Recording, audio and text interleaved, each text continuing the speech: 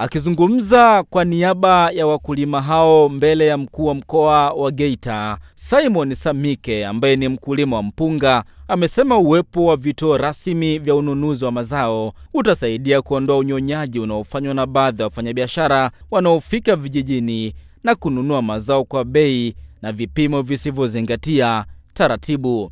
Niko upande kwa kutetea wakulima wanaonyanyasika katika mazao wanapoivisha. Yanaleta magunia ya kufanya kurundika na kushindilia sana. Wanapunjika.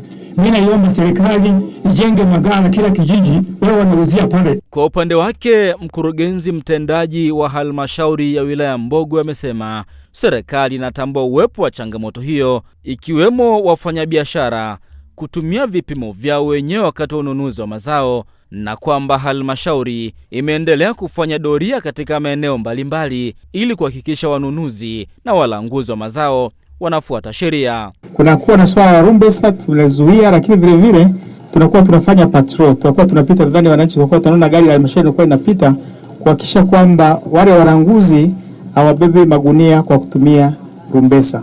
Lakini mheshimiwa mwenyekiti, kuhusiana na magara, kwanza tunawahimiza wananchi watengeneze magara.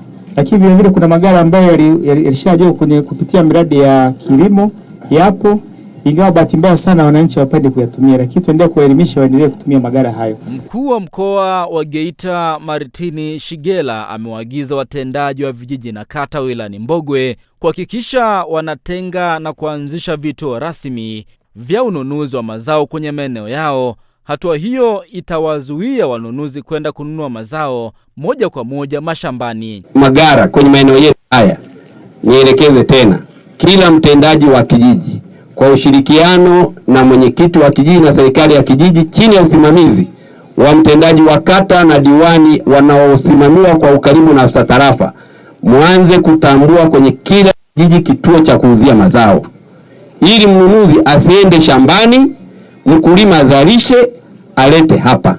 Na hata kama ataamua kwenda shambani akamsaidia mkulima kusomba na kuleta kwenye soko, lakini lazima aje apime, kwa sababu vile vile na halmashauri inapata mapato yake kwenye nini? Kwenye yale mauzo. Lakini wakiuziana kula akaweka rumbesa na kwambia kilo ziko gunia 5, kumbe ziko zaidi ya gunia 25.